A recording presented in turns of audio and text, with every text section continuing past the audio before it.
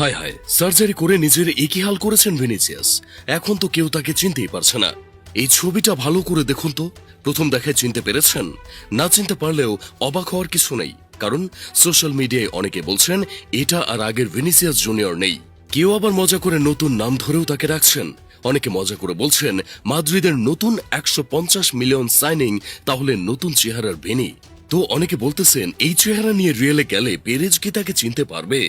এমন নানা ধরনের মন্তব্যে ভরে গেছে সোশ্যাল মিডিয়া। তবে হ্যাঁ, ছবির মানুষটি সত্যি ব্রাজিল ও রিয়াল মাদ্রিদের তারকা ভিনিসিয়াস জুনিয়র।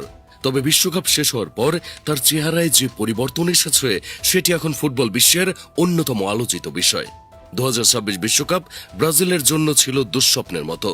শিরোপার অন্যতম দাবিদার হিসেবে টুর্নামেন্ট শুরু করলেও রাউন্ড অফ 16তেই নরওয়ের কাছে 2-1 গোলে হেরে বিদায় নিতে হয় সিলসাউদের।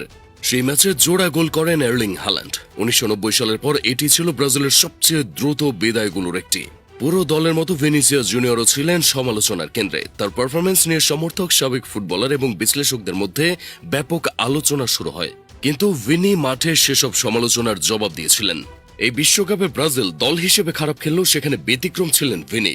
পুরো টুর্নামেন্টে ছিলেন ব্রাজিলের সেরা খেলোয়াড়, হয়েছেন 3 বার ম্যান অব দ্য ম্যাচ।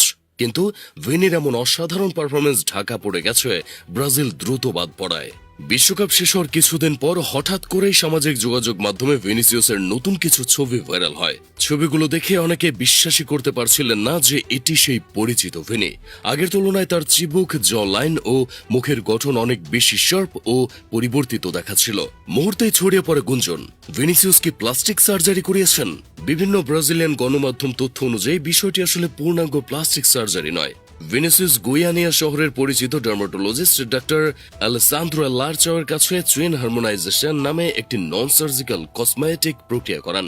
এতে হাইলুরোনিক অ্যাসিড ফিলার ব্যবহার করে চিবুক ও জ লাইনকে আরো ডিফাইন্ড এবং শার্প করা হয়। চিকিৎসা বিজ্ঞানের দৃষ্টিতে এটি একটি কসমেটিক এনহ্যান্সমেন্ট। তবে ফলাফল এতটাই দৃশ্যমান হয়েছে যে অনেকেই প্রথম দেখায় তাকে চিনতেই পারেননি। এরপর শুরু হয় সোশ্যাল মিডিয়ার ঝড়। কেউ নতুন লুকের প্রশংসা করেছেন, কেউ বলেছেন আগের চেহারাই বেশি স্বাভাবিক ছিল। আবার অনেকেই ট্রল করে তাকে ভিনিসিয়াস সিনিয়র নামে ডাকতে শুরু করেন। অসংখ্য মিম, তুলনামূলক ছবি এবং ব্যঙ্গাত্মক পোস্ট কয়েক ঘন্টার মধ্যে ভাইরাল হয়ে যায়। বিশ্বকাপে হতাশাজনক বিদায়ের পর নতুন এই বিতর্ক যেন ভিনিসিয়াসকে আবারও আলোচনার কেন্দ্রে নিয়ে আসে। শুধু চেহারার পরিবর্তনই নয়, ব্যক্তিগত জীবন নিয়েও নতুন করে গুঞ্জন শুরু হয়েছে। 2025 সালের শেষ দিকে ব্রাজিলিয়ান ইনফ্লুয়েন্সার ভার্জিনিয়া ফনসেকার সঙ্গে ভিনিসিয়াসের সম্পর্ক প্রকাশ্যে আসে। তবে 2026 সালের মে মাসে তাদের বিচ্ছেদের খবর প্রকাশিত হয়। কিন্তু বিশ্বকাপ শেষ হওয়ার পর ইতালির সার্ডিনিয়ায় ভিনিসিয়াসের জন্মদিন উদযাপনের সময় দুজনকে আবার একসঙ্গে দেখা যায়। ইয়ার ট্রিপের সেই ছবিগুলো প্রকাশে আসার পর অনেকে মনে করেছেন তাদের সম্পর্ক আবারও জোড়া লেগেছে। ব্রাজিলিয়ান মিডিয়ার দাবি ভিনিসিয়াসের কসমেটিক প্রক্রিয়ার সময়ও ভার্জিনিয়া তার সঙ্গে ছিলেন। সব মিলে 2026 সালের বিশ্বকাপের পর ভিনিসিয়াস জুনিয়রের জীবন যেন একেবারেই অন্যদিকে মোড় নিয়েছে। একদিকে মাঠের ব্যর্থতা, অন্যদিকে নতুন লুক নিয়ে বিতর্ক, সঙ্গে ব্যক্তিগত সম্পর্কের নতুন গুঞ্জন। সব মিলিয়ে তিনি এখন শুধু ফুটবল নয়, বিনোদন ও সেলিব্রিটি অঙ্গনেও অন্যতম আলোচিত নাম।